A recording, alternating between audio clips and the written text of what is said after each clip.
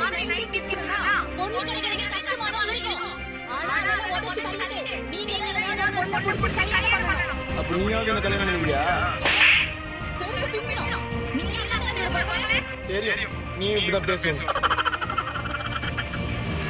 இந்த மூஞ்சிக்கு எப்படி கல்யாணம் ஆகும்னு கேட்டா ஒரு நாள் நான் கல்யாணம் பண்ணி காட்டறேன்.